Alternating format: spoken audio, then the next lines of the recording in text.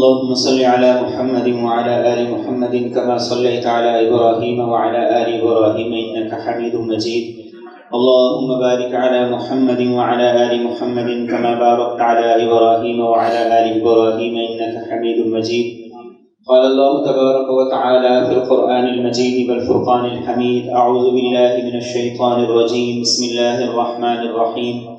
وما آتيتم من ربا ليربو في أموال الناس فلا يربو عند الله وما آتيتم من زكاة تريدون وجه الله فأولئك هم المضعفون. وقال النبي صلى الله تعالى عليه وسلم: تهادوا تحابوا، أو كما قال عليه الصلاة والسلام. اللهم صل على سيدنا ومولانا محمد وعلى آل سيدنا ومولانا محمد وبارك وسلم وصل عليه. اللهم صل على سيدنا ومولانا محمد وعلى آل سيدنا ومولانا محمد وبارك وسلم وصل عليه. اللهم صل على سيدنا وسيد ساداتنا وسيد عاداتنا وحبيبنا وحبيب ربنا وصمدنا وأجملنا وأكملنا وأحسننا وأرفقنا وأعلانا وأولانا وأزكانا وأتقانا محمد صلى الله عليه وعلى آله وأهله وذرياته وصحابته ومن تبعهم بإحسان إلى يوم الدين. اسلام نے تعلقات کو جوڑنے کا حکم دیا ہے، اور ان تعلقات کو جوڑنے کے لیے، ان میں محبت کو دوام بخشنے کے لیے کہ تعلقات پرجوش ہوں، پائیدار ہوں، دائمی ہوں، ان میں محبت کا احساس ہو، اظہار ہو، اس نے ہمیں کچھ کام کرنے کا حکم دیا ہے، جن میں سے ایک عمل یہ ہے کہ ایک دوسرے کو وقتاً فوقتاً تحفہ، گفٹ، تحائف دیتے رہو، ان کا تبادلہ ہوتا رہے، لین دین ہوتا رہے. اس کے ذریعے سے آپس کے تعلقات میں گرم جوشی بھی آئے گی، تعلقات مضبوط بھی ہوں گے اور پائیدار بھی ہوں گے. نبی رحمت صلی اللہ علیہ وسلم نے ہر حوالے سے جو ہمیں تعلیمات دی ہیں وہ جامع اور مکمل تعلیمات دی ہیں، اور ان تعلیمات کے ساتھ ساتھ ہمیں یہ بھی بتایا ہے کہ اس میں کوتاہیاں کیا کیا ہیں اور کہاں کہاں ہو سکتی ہیں. ہمیں ان تعلیمات کے ساتھ ایک تو ہمیں ان تعلیمات کے بارے میں آگاہی دی، اور پھر جو ہمارے رسم و رواج ہیں انہوں نے ان سادہ سی تعلیمات کو اور آسان سے اعمال کو اتنا مشکل تر بنا دیا ہے کہ عمل کرنا نہ صرف مشکل ہو گیا ہے بلکہ وہ ہمارے گلے کا طوق بن گیا. اگر ہم کریں تو بھی ہمیں سمجھ نہیں آتی کہ کیسے کریں، اور اگر ہم چھوڑ دیں تو معاشرے کی، لوگوں کی، رشتہ داروں کی، تعلقات والوں کی باتیں اور تان و تشنیع یہ ساری کی ساری چیزیں یہ سامنے آ کر کھڑے ہو جاتے ہیں. نبی رحمت صلی اللہ علیہ وسلم نے ہمیں جو تعلیمات دی، ان تعلیمات کی روشنی میں یہ بتایا کہ تحفہ کیا ہوتا ہے اور کب دیا جاتا ہے اور اس کے لیے کیا کیا شرائط ہیں. تین چیزیں الگ الگ ہوتی ہیں. ایک ہوتی ہے زکوٰۃ. زکوٰۃ فریضہ ہے، انسان اپنے مال سے ادا کرتا ہے، اور اس کے 8 قسم کے مستحقین وہ ہیں جن کا قرآن کریم نے سورہ توبہ کے اندر ذکر کر دیا. دوسری چیز ہوتی ہے صدقہ. صدقہ انسان اپنے مال سے نکالتا ہے، اور یہ اپنے مال سے نکال کر کسی دوسرے کو دیتا ہے، اور اس صدقے کے اندر دوسرے کے ساتھ خیر خواہی اور ہمدردی کے جذبات مقصود ہوتے ہیں. تیسری چیز ہوتی ہے گفٹ اور ہدیہ. ہدیہ اور گفٹ کیا ہوتا ہے کہ جو انسان دل کی رضامندی سے، خوشنودی سے کسی دوسرے کو دیتا ہے، اس کے دینے پر نہ تو اس پر کوئی زور زبردستی ہوتی ہے، نہ جبر ہوتا ہے، اور نہ ہی وہ دیتے ہوئے اس کے بدلے میں کسی معاوضے کا طلبگار ہوتا ہے. یہ ہدیہ ہوتا ہے کہ جو انسان دے رہا ہے اس پہ کسی قسم کا دباؤ نہیں، اور جسے دے رہا ہے پوری محبت کے ساتھ دے رہا ہے. اور تیسری چیز کیا ہے کہ واپسی کا کوئی مطالبہ نہیں ہے، اس کے معاوضے کا کوئی مطالبہ نہیں ہے. جہاں یہ تین چیزیں پائی جاتی ہیں وہ ہوتا ہے ہدیہ اور گفٹ. جہاں کوئی آدمی کسی کو دے رہا ہے ساتھ میں واپسی کا بھی وہ طلبگار ہے، تو یہ ہدیہ نہیں ہے، یہ قرض ہے۔ قرض دیا جاتا ہے اور پھر اسے واپس بھی لیا جاتا ہے۔ اور جہاں کوئی آدمی دے رہا ہے اور اس کا مقصد یہ ہے کہ مجھے زیادہ ہو کے واپس آئے، یہ ہدیہ نہیں ہے، یہ سود ہے۔ اس کو بھی دین نے منع کیا ہے، اسے بھی دین نے حرام قرار دیا ہے۔ اور جہاں دینے میں دباؤ ہے کہ اگر نہ دیا جائے تو لوگ باتیں کریں گے، کان و تشنیع ہوگی، لوگوں کی نظر میں شرمندگی ہوگی، یہ بھی ہدیہ نہیں۔ ہدیے کے اندر، گفٹ کے اندر دین نے کہا ہے کہ یہ ساری باتیں ہوں گی تو وہ گفٹ ہوگی۔ کیا آپ اپنی خوشی سے دے رہے ہیں؟ کوئی دباؤ نہیں۔ آپ جسے دے رہے ہیں محبت کی وجہ سے دے رہے ہیں، آپ کو نہ دینے کی وجہ سے کسی قسم کے طعن و تشنیع اور باتوں کا خوف نہیں، اور آپ جسے دے رہے ہیں آپ اس کے بدلے میں کسی قسم کے معاوضے کے طلبگار نہیں ہیں۔ اگر ایسا ہدیہ ہے، ایسا گفٹ ہے، تو نبی رحمت صلی اللہ علیہ وسلم نے اس کی تعلیم دی۔ آپ نے فرمایا تحادوا تحابوا، ایک دوسرے سے ہدیے اور گفٹ کا لین دین کیا کرو، اس سے اللہ محبتوں کو بڑھاتے ہیں، محبتوں میں گرمجوشی آتی ہے، تعلقات میں پائیداری اور مضبوطی آتی ہے۔ اور بلکہ نبی کریم صلی اللہ علیہ وسلم نے اس کا ایک اور بہت بڑا فائدہ بتایا۔ آپ نے فرمایا تحادوا فإن الهدیۃ تذهب وغر الصدقہ، دلوں کا کینہ، دلوں کا بغض اللہ اسے گفٹ کی بدولت ختم کر دیتا ہے۔ اس لیے ایک دوسرے کو ہدیہ دیا کرو، ایک دوسرے کو تحفہ دیا کرو، اس سے اللہ رب العزت تمہارے دلوں سے بغض کو، کینے کو مٹا کے صاف کر دیں گے اور تمہارے تعلقات کے اندر مضبوطی آ جائے گی۔ اس لیے حضرت انس بن مالک جو رسول کریم صلی اللہ علیہ وسلم کے خادم ہیں، وہ اپنے بیٹوں سے یہ کہا کرتے ہیں، یا بنی، کیا میرے بیٹوں، اے میرے بچوں، آپس میں ایک دوسرے کو گفٹ دیا کرو، آپس میں ایک دوسرے کو ہدیہ دیا کرو، اس لیے کہ اس کے ذریعے سے آپس میں محبت پیدا ہوتی ہے۔ اور نبی رحمت صلی اللہ علیہ وسلم کا عمل کیا تھا کہ آپ ہدیہ قبول کرتے تھے، صدقہ نہیں کھایا کرتے تھے۔ آپ کے پاس جب کوئی چیز آتی تو آپ پوچھتے یہ گفٹ ہے یا صدقہ ہے، تو اگر کہا جاتا صدقہ ہے آپ اپنے صحابہ میں سے کسی کو دے دیتے، اور اگر کہا جاتا کہ یہ آپ کے لیے تحفہ ہے، ہدیہ ہے، تو آپ اپنا ہاتھ آگے بڑھاتے، اس میں سے تناول فرماتے، نوش فرماتے، اور اپنے ساتھ صحابہ کو بھی شریک کیا کرتے تھے۔ یہ نبی رحمت صلی اللہ علیہ وسلم کا عمل ہوا کرتا تھا۔ اور پھر جو کوئی ہدیہ دیتا، گفٹ دیتا، تو اس کے بارے میں بھی آپ صلی اللہ علیہ وسلم تنبیہ کیا کرتے تھے۔ حضرت میمونہ رضی اللہ تعالیٰ عنہ ام المومنین فرماتی ہیں میری ایک باندھی تھی، میں نے اسے آزاد کر دی۔ رسول کریم صلی اللہ علیہ وسلم میرے پاس تشریف لائے تو میں نے کہا یا رسول اللہ صلی اللہ علیہ وسلم، یہ میری باندھی تھی، اسے میں نے آزاد کر دیا۔ تو آپ نے کہا اچھا تم نے کیا ہے، اچھا کام کیا ہے، لیکن اگر تم اسے اپنے ننیالی رشتہ داروں میں دے دیتی تو تمہیں اجر زیادہ ملتا۔ گویا اس بات کی تعلیم دے دی، اس بات کی ترغیب دے دی کہ اگر گفٹ دینا ہے تو گفٹ دیتے ہوئے سب سے پہلے تمہارے رشتہ دار سب سے آگے ہونے چاہیے۔ تمہارے گفٹ کے سب سے زیادہ حقدار تمہارے رشتہ دار ہیں، اس لیے کہ ان رشتہ داروں کے ساتھ تعلقات کو جوڑنا، مضبوط رکھنا، یہ انسان کی سب سے پہلی دینی ضرورت بھی ہے اور دنیاوی ضرورت بھی ہے۔ اور ایک دوسرے موقع پر آپ صلی اللہ علیہ وسلم نے پڑوسیوں کو ہدیہ دینے کا اور ان کو گفٹ دینے کا حکم دیا۔ حضرت عائشہ رضی اللہ تعالیٰ عنہ نے کہا یا رسول اللہ صلی اللہ علیہ وسلم، میرے پاس جو کچھ ہے، اب اتنے پڑوسی ہیں ہمارے، ان میں سے کس کو دوں؟ تو آپ صلی اللہ علیہ وسلم نے ارشاد فرمایا الی اقربہما منک بابا، جس کا دروازہ تم سے قریب تر ہے اس کو سب سے پہلے دو، اس کے بعد پھر دوسرے کا نمبر آتا ہے۔ تو ترجیحات بھی طے کر دی کہ اگر تم گفٹ دینا چاہتے ہو تو اس فہرست میں سب سے اوپر نام ہے رشتہ داروں کا، اس کے بعد دوسرے نمبر پہ پڑوسیوں کا، اس کے بعد پھر باقی لوگوں کا نام آتا ہے، اس لیے کہ رشتہ دار، ان کے ساتھ تعلق رکھنا یہ میرے رب کا حکم ہے۔ اور پڑوسی وہ ہیں کہ جن کے ساتھ انسان نے زندگی بھر رہنا ہے۔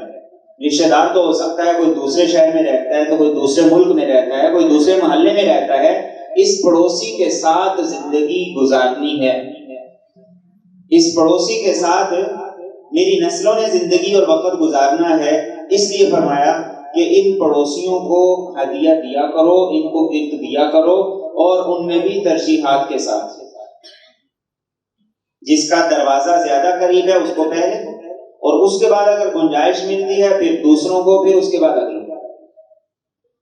اور نبی رحمت صلی اللہ علیہ وسلم نے ہمیں جو تعلیمات دی، ان تعلیمات کے اندر اس بات کو بھی سمجھایا ہے کہ کوئی کیسا بھی ہدیہ دے، کیسا بھی گفٹ دے، اس میں سے کیڑے نہ نکالو۔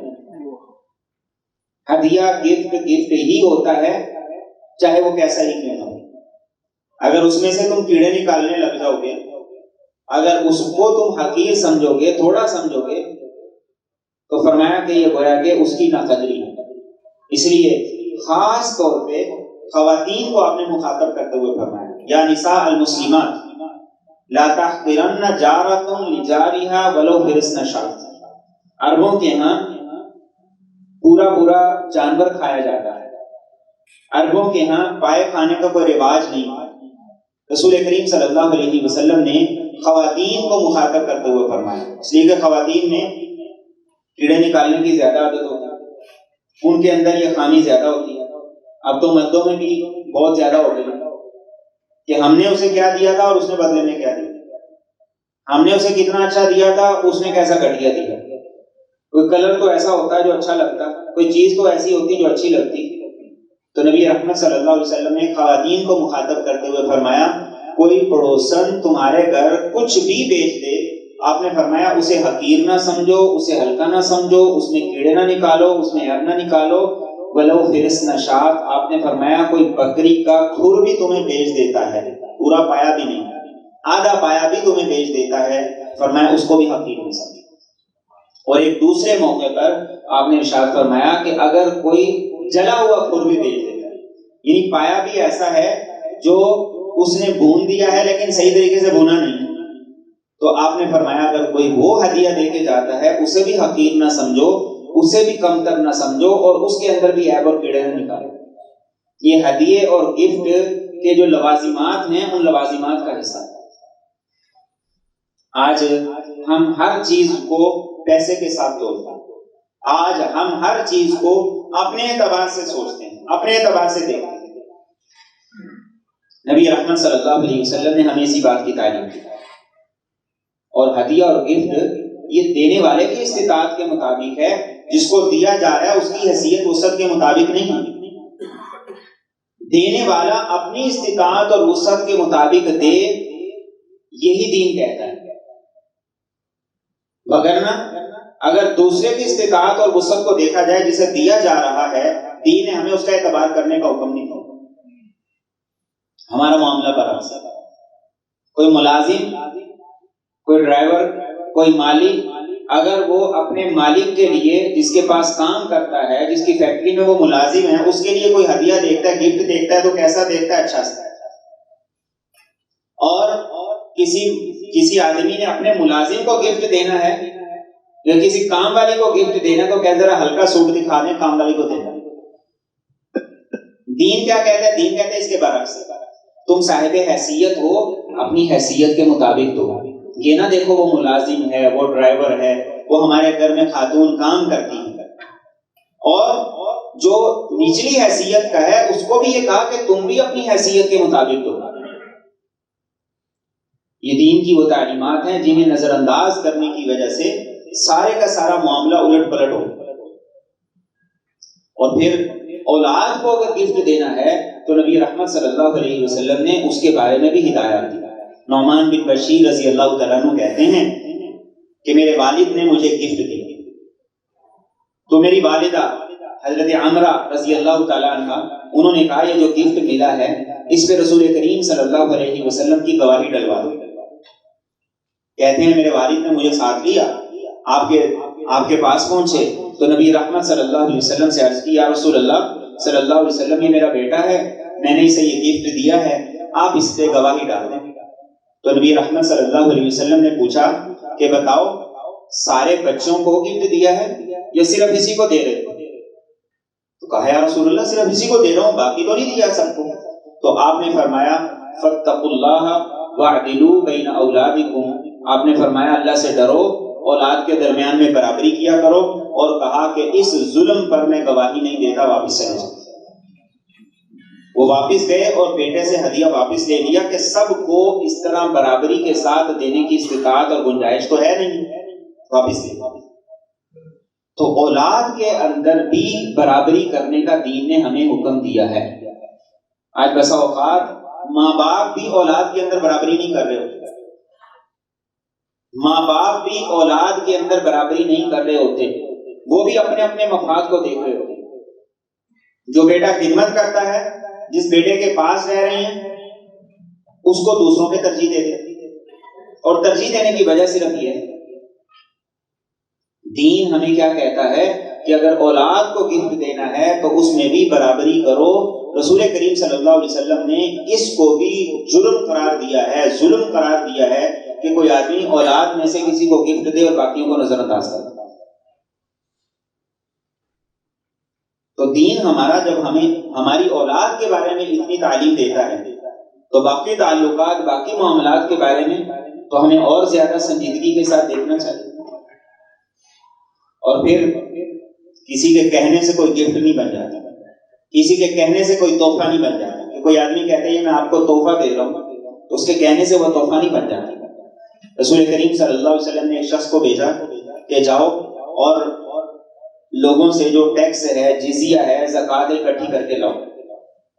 اب جو آدمی واپس آیا، ملازم تھا، وہ سرکاری ملازم تھا، واپس آیا، اس نے آ کے کہا یہ حساب ہے، فلاں آدمی نے اتنا دیا، فلاں نے اتنا دیا، فلاں نے اتنا دیا، پوری لسٹ ہے اور پورا حساب نبی رحمت صلی اللہ علیہ وسلم کو دے دی، اور پھر کہا کہ یہ جو ہے یہ میرا ہے۔ آپ نے پوچھا تمہارا کیسے ہے؟ کہا مجھے گفٹ ملا، مجھے لوگوں نے ہدیہ دیا ہے۔ تو آپ صلی اللہ علیہ وسلم کو شدید غصہ آیا۔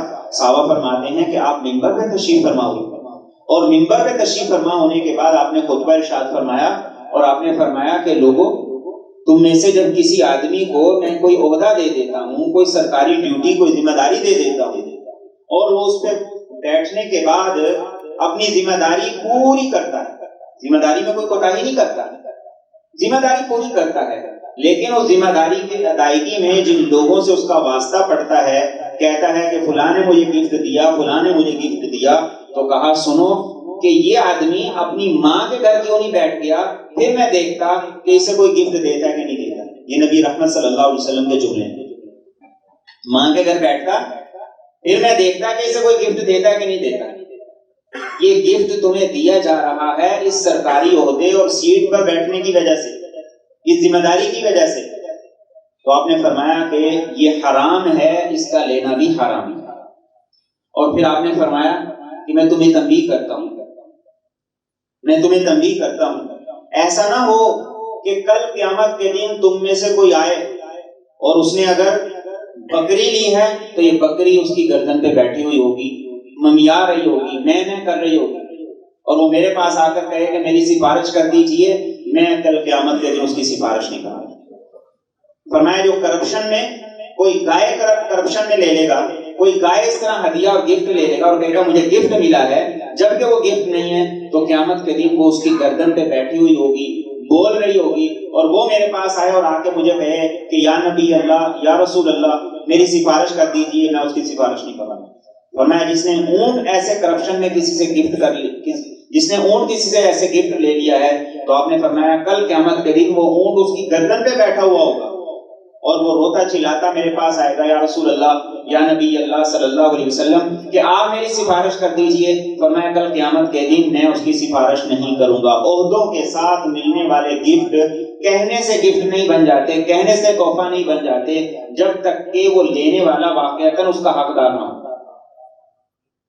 کتنی سخت بات نبی رحمت صلی اللہ علیہ وسلم نے ارشاد فرمائی، اور یہ اس کے بارے میں جو ڈیوٹی پوری کر رہا ہے، حساب پورا دے رہا ہے، اس میں کرپشن کوئی نہیں کی اس نے، اور بلکہ نبی رحمت صلی اللہ علیہ وسلم نے تو اس سے اگلے درجے میں یہ بات ارشاد فرمائی، کوئی آدمی کسی کی سفارش کر دیتا ہے اور وہ اس سفارش پہ بھی کوئی گفٹ، کوئی ہدیہ اور کوئی اس ٹائپ کی چیز دیتا ہے، آپ نے فرمایا کہ یہ حرام ہے اور اس کا لینا بھی حرام ہے، اس کی بھی اجازت ہے۔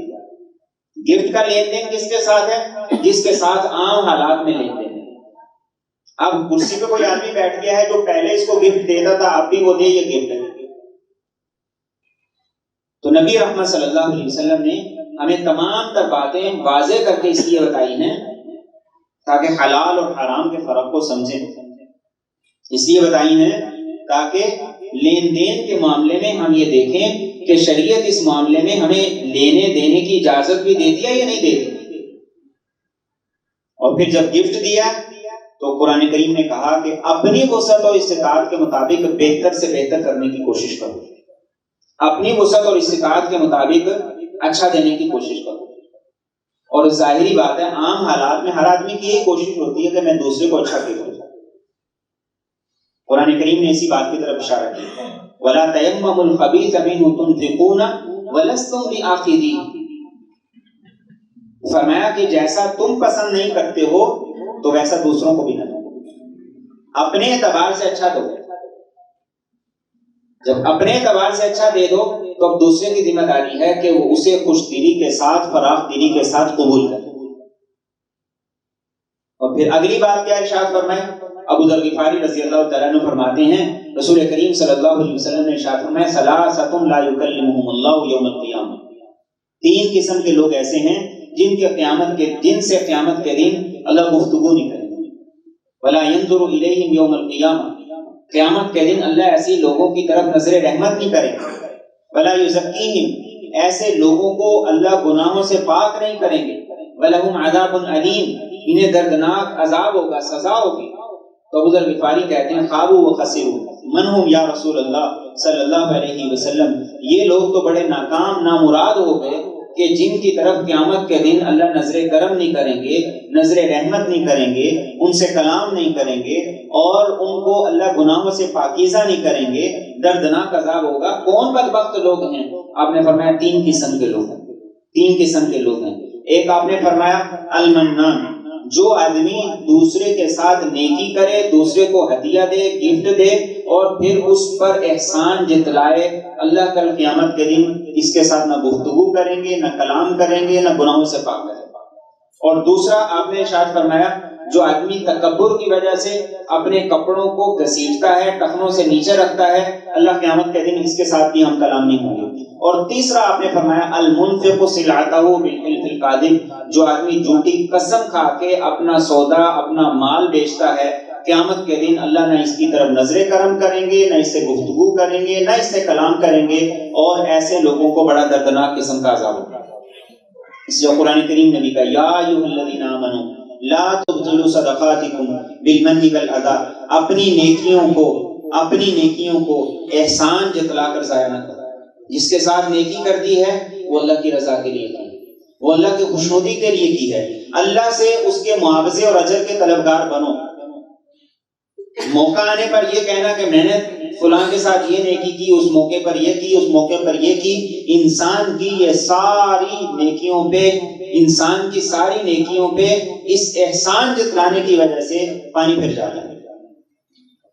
اس لیے قرآن کریم نے اس کی مثال کیا دی فَمَثَلُهُ كَمَثَلِ صَفْوَانٍ عَلَيْهِ تُرَابٌ فَأَصَابَهُ وَابِلٌ. فرمایا ایسے نیکی کرنے والے کی مثال تو ایسے ہے جیسے کوئی چٹان ہے، چٹیل ہے، کوئی چٹان ہے، ملائم ہے، اس پہ مٹی پڑی ہوئی ہے، بارش آتی ہے تو بالکل صاف ستھری ہو جاتی ہے. فرمایا جو نیکی کر کے، جو کسی کو گفٹ دے کے، کسی کو تحفہ دے کے اس پہ احسان جتلاتا ہے، اس کا معاملہ بھی بیائی نہیں ایسے کہ بارش آئی اور بارش آنے کے بعد جیسے وہ ملائم پتھر وہ صاف ہو گیا، فرمایا اس کی ساری نیکیاں بھی اسی طریقے سے برباد ہو جاتی ہیں. اس لیے نبی کریم صلی اللہ علیہ وسلم نے اس بات کا ہمیں حکم دیا کہ گفٹ لوگوں کو دو، تحائف کا لین دین کرو، لیکن وہ تحفہ ہی ہو، وہ تحفہ قرض نہ ہو. آج شادیوں کا سیزن ہے، ہمارے معاشرے کے اندر جو خرابیاں ہیں ان خرابیوں میں ایک خرابی ہے کہ ہم نے تحائف کی شکلیں بدل دی. ان خرابیوں میں سے بعض خرابیاں یہ ہیں کہ ہم نے تحائف کو تحائف نہیں رہنے دی. کہیں تحفہ مجبوری بن گیا، کہیں تحفہ وہ لوگوں کے طعن و تشنیع اور باتوں کی وجہ سے ہے، اور کہیں ہم اس پر معاوضے کے بھی کہیں نہ کہیں طلبگار ہوتا ہے. جہاں یہ چیزیں ہوں وہ تحفہ نہیں ہوتا. شادیوں پہ لین دین ہوتا ہے سلامی کے نام سے, نیوتے کے نام سے. دین اور اسلام نے ہمیں تحفہ دینے کا حکم دیا. اور تحفہ کیا ہوتا ہے؟ تحفہ یہ ہوتا ہے جب آپ نے دے دیا ہے تو اب آپ کے دینے کے بعد آپ کا معاملہ اور تعلق اس سے ختم ہو گیا. لیکن ہمارے ہاں ایسا ہوتا ہے؟ ہمارے ہاں تو ایسا نہیں ہوتا. ہم تو یہ کہتے ہیں جس کو دیا ہے اب وہ بھی جب ہمارا فنکشن آئے ہمیں دے. اس لیے جب کارڈ بنائے جاتے ہیں تو پھر انہی لوگوں کو کارڈ بھیجے جاتے ہیں عمومی طور پر جن کے ساتھ ہمارا لین دین چلتا ہے. جن کے ساتھ لین دین نہیں چلتا ان کو کارڈ بھی نہیں دیتے. تو یہ تحفہ نہیں. ایسی صورت میں یہ قرض ہے. اور اگر اس قرض کے ساتھ اضافے کا بھی مطالبہ ہے, اگر اس قرض کے ساتھ اضافے کے بھی ہم طلبگار ہیں کہ جتنا ہم نے دیا ہے دوسرا ہمیں اگلی دفعہ اس سے زیادہ دے, تو یہ قرض نہیں ہے, یہ قرض سے بڑھ کے سود ہے. دراصل ہندوؤں کی رسم تھی کہ شادی کے موقع پر رشتہ دار تعلق والے وہ سارے تھوڑا تھوڑا دیا کرتے تھے کہ تاکہ اس سے کافی رقم اکٹھی ہو جائے, شادی کے اخراجات اس سے آسانی سے پورے ہو جائیں. بعد میں پھر یہ تھوڑا تھوڑا کر کے ان سارے لوگوں کو ادا کر دیا جاتا تھا جنہوں نے دیا ہوتا تھا. اس لیے باقاعدہ وہ رجسٹر کا سسٹم تھا. آج بھی کئی شادیوں پہ آپ نے دیکھا ہوگا ہر دینے والے کا نام لکھا جاتا ہے, پھر اس کا پچھلا کھاتا چیک کیا جاتا ہے اس نے کتنا دیا ہے. اس کا مقصد بنیادی طور پہ یہ ہوا کرتا ہے. تو یہ قرض بھی ہے اور اگر اس کے ساتھ زیادتی کا مطالبہ ہے تو یہ سود بھی ہے. تحفہ کیا ہوتا ہے؟ آپ نے دے دی تو بس آپ نے دے دیا ہے, اب نہ واپسی کا کہیں دل میں کہیں مطالبہ ہے, نہ تمنا ہے, نہ آرزو.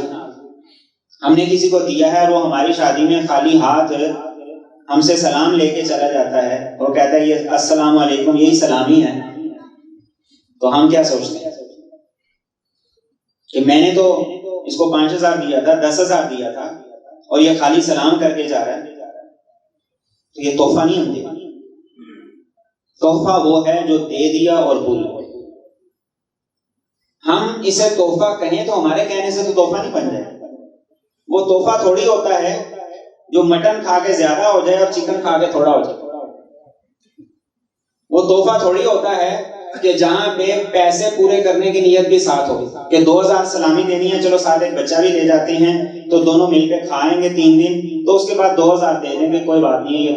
یہ تحفہ نہیں ہے. جس کے ساتھ ذہن میں کہیں نہ کہیں واپسی کی بات ہے یا چاہے ہمارے معاشرے میں وہ چلتی ہے, اسے سمجھا جاتا ہے کہ اس نے دیا ہے, یہ ضروری ہے, یہ تحفہ نہیں ہے. یہ تحفہ نہیں. اس لیے نبی رحمت صلی اللہ علیہ وسلم نے ہمیں تحفہ دینے کا حکم دیا. اور پھر تحفے کی کوئی خاص شکل نہیں. اگر ہم سمجھتے ہیں یہ تحفہ ہے تو جس کی شادی پہ, جس کے فنکشن پہ جا رہے ہیں, اس کے فنکشن پہ ہم پیسے نہ لیتے جائیں بلکہ فروٹ لے جائیں تو وہ ایکسیپٹ کر لے. اس کا مطلب ہے وہ تحفہ نہیں, وہ وہی لین دین ہے, وہ پرانی چین ہے جو ہم نے چلائی ہوئی ہے اور وہ چل رہی ہے اس لیے کہ اس نے ہمیں دیا, وہ ہم نے اس کو دینا. ہم اس سے لے رہے ہیں, ہم اس سے لے رہے ہیں اور وہ ہمیں دے رہے ہیں. دین اسلام نے ہمیں ان ساری چیزوں سے پاک کر کے ان سارے بوجھوں سے نکلنے کا حکم دیا. اور یاد رکھیے جو ہمارے ہاں یہ چلتا ہے اس کو ہم آہستہ آہستہ ختم کریں, ہماری ذمہ داری ہے. ورنہ جو میت پہ اعلان ہوتا ہے کہ اس سے کسی کا جو لین دین ہے وہ لے لیں, ان میں یہ سارے پیسے جو شادیوں پہ لیے ہوئے ہیں یہ بھی واپس کرنے آتے ہیں. یہ قرض ہے جو قرض کی صورت میں چل رہا ہوتا ہے. تو اس سے بہتر نہیں ہے کہ یا تو ہم دیں اور پھر کہیں کہ یہ ہمارے طرف سے ہدیہ ہے. اور کون سا تحفہ ایسا ہوتا ہے کہ جہاں تحفہ لینے والا پہلے ہی دروازے پہ کھڑا ہوتا ہے؟ کون سا تحفہ ایسا ہوتا ہے کہ تحفہ لینے والا دروازے پہ کھڑا ہوا ہے؟ شادیوں پہ ساری سلامیاں, سارے معاملات ایسے ہی ہیں. وہ دروازے پہ کھڑا ہوا ہے, اس کو پتا صاحب نے مجھے تحفہ دے کے جانا ہے. آپ کوئی بغیر تحفہ دیے جائے تو صحیح, کیسے جا سکتا ہے کوئی بغیر تحفہ دیے؟ اس لیے دین اسلام نے جو ہمیں تعلیمات دی ہیں, ہم تعلیمات کی طرف آئیں. سادگی کو اپنائیں. اور دینا چاہتے ہیں تو پھر جو زیادہ مستحق ہے اس کو دیں. دینا چاہتے ہیں تو پھر زیادہ مستحق ہے اس کو دیں. ایک آدمی کاروباری اعتبار سے ہمارا رشتہ دار ہے, اگر وہ کمزور ہے, اس کی بیٹی بیٹے کی شادی ہے, تو ہماری ذمہ داری اس کو زیادہ دیں. ہم اس کا برعکس کرتے ہیں, الٹ کرتے ہیں. جس کے ساتھ کاروباری ریلیشن ہے اس کو زیادہ دیتے ہیں, جس کے ساتھ خاندانی روابط ہیں اس کو تھوڑا دیتے ہیں. کیوں؟ کاروباری جس کے ساتھ تعلقات ہے اس نے ہمیں کل کو زیادہ دینا, رشتہ دار نے ہو سکتا ہے کل کو ہمیں دے یا نہ دے. تو اپنے جو معاملات ہیں لین دین کے, ان کو تحائف بنائیں, ان کو ہدیہ بنائیں, ان کو گفٹ بنائیں, جو دل کے بوجھ کے بغیر, واپسی کی شرط کے بغیر, واپسی کے ارادے کے بغیر, خالص طور پہ آپس کی محبت اور آپس کی الفت کے لیے دیے جائیں. اور جہاں ضرورت ہے تحفے کی, وہ ہاسپٹل ہے, کوئی آدمی ہاسپٹل میں ایڈمٹ ہے, وہاں فروٹ لے جاتے ہیں. اس کو تو ڈاکٹر نے فروٹ منع کیے, جوس لے کے, اس کو ڈاکٹر نے جوس منع کیے, ہر آنے والا جوس پی رہا ہے اور وہ بیچارہ پڑا ہوا ہے. اور آخر پہ آ کے جب کاؤنٹر پہ بل دینے کی باری آئی ہے, اب پیسے نہیں پورے پڑ رہے. تو جہاں پہ ہمیں دینا چاہیے وہاں پہ ہم نہیں دے رہے. یہ ساری وجوہات اس لیے ہیں کہ ہم نے معاشرتی طور پر اس سارے نظام کو الٹ پلٹ کر دیا. دین نے ہمیں حکم دیا ہے تحفے اور گفٹ کا, اور اس بات کا حکم دیا ہے کہ ایک دوسرے کے کام آؤ, ایک دوسرے کا احساس کرو, ایک دوسرے کے ساتھ خیرخواہی برتو, اور اپنے دل سے جو نیکی کر لو وہ نیکی کسی دوسرے کے ہاتھ میں نہ تھماؤ, بلکہ یہ نیکی اللہ کے اکاؤنٹ کے اندر ڈال دو. کل قیامت کے دن اللہ اپنے شان نشان تمہیں بدلہ دے گا.